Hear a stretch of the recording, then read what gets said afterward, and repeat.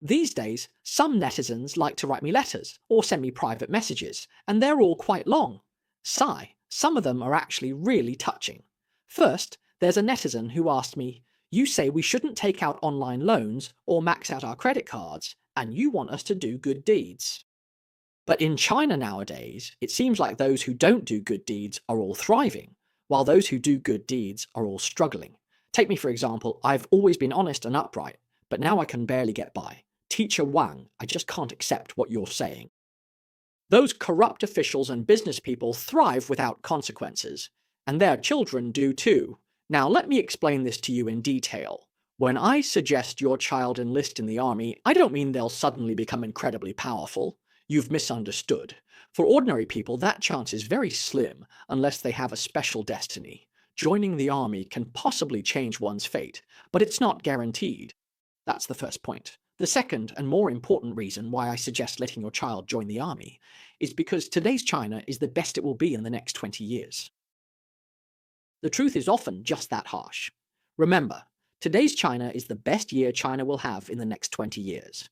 In the Book of Changes, it talks about the 4 seasons, spring, summer, autumn, and winter, when discussing the cycles of prosperity and decline. In 2013, when I went back to visit my family, I met again with a highly respected elder in Buddhism, a venerable monk who is said to have spiritual insight and the ability to see beyond the ordinary. I asked him, "Will China's future be a bit better?" He just smiled faintly. He said, "Right now is autumn, but you have to look at this issue dynamically. Spring is when all things flourish and it's the most comfortable time. That's why Deng Xiaoping's era was called the Spring Earth. As for summer, that was Jiang Zemin's era. Summer is when everything thrives and prospers. But, of course, mosquitoes and flies also breed, corruption is inevitable. But the economy is at its peak. So Jiang Zemin's era is called the Summer Earth. Spring was in Guangdong, summer in Shanghai, and then things started moving north. When Xi took over, it was in Shanxi. Shanxi is associated with things in the earth, so his era is called the Autumn Earth. Everything is withering and being cut down." At this point, he stopped talking and just smiled slightly. I said, "According to your logic, the Eastern Emperor hasn't arrived yet." He smiled and said, "The Eastern Emperor might not even have the surname Shi. From this perspective, you can see that things are shifting bit by bit.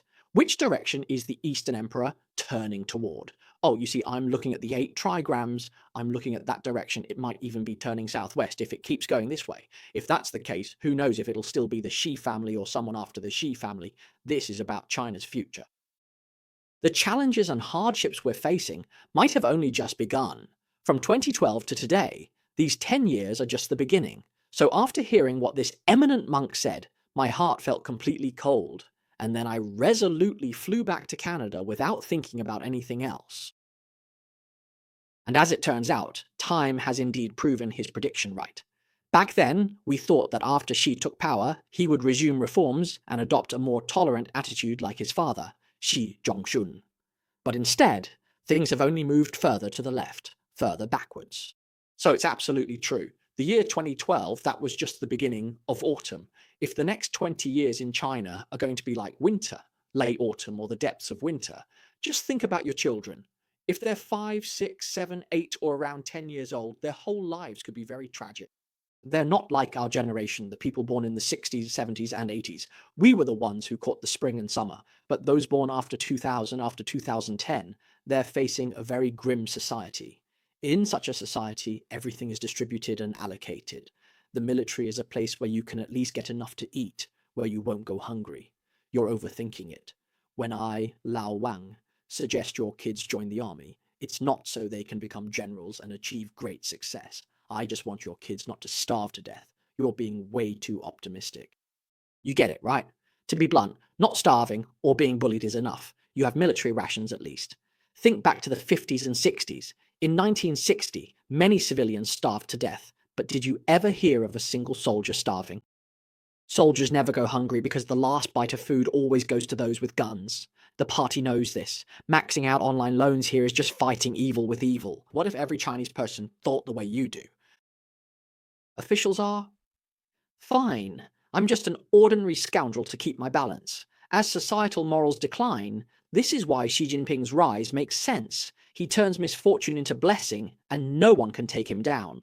He's unstoppable because he's on a mission to deal with you. With such widespread corruption, you'd need a demon king to sort you out. Passing this habit to the next generation, if China truly opens to the world, no civilization could withstand it. Avoid acting without virtue. Why tell you this? Just do good and don't worry. I'm not just lucky or successful now, feeling no pain. It's not that I've made more money. I've survived more hardships and near-death experiences.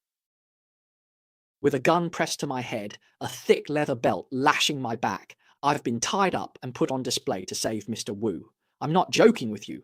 I really have been through all these life and death situations. Even getting roughed up, that was just normal. Getting dealt with by those above, having my things taken away. Why? Don't keep thinking about using dirty tricks to get revenge all the time. Why? Because revenge just leads to endless cycles. If China is ever truly to be saved, it won't be by simply overthrowing this regime. It's about figuring out, before toppling the regime, who will build a new one afterwards.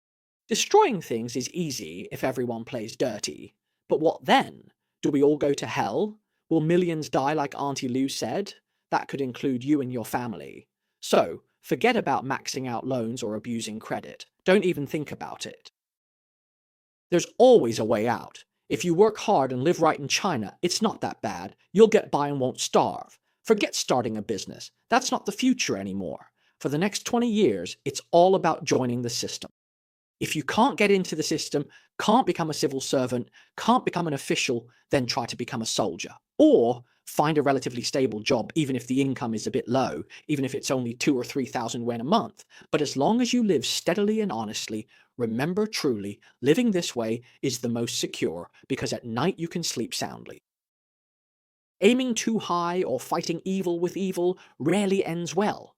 You think those successful seniors are doing great, but you don't see their hidden suffering. From below they look like Buddhas, but from their level they have it harder than you. The bigger the reputation, the bigger the trouble. Society isn't just about switching jobs or competing to do worse things. Just do good and don't worry.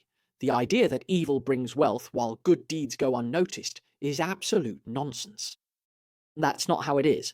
If you really can't manage, you can pick a faith. Buddhism, Christianity, these beliefs are all pretty good. Even something like Bodhi meditation.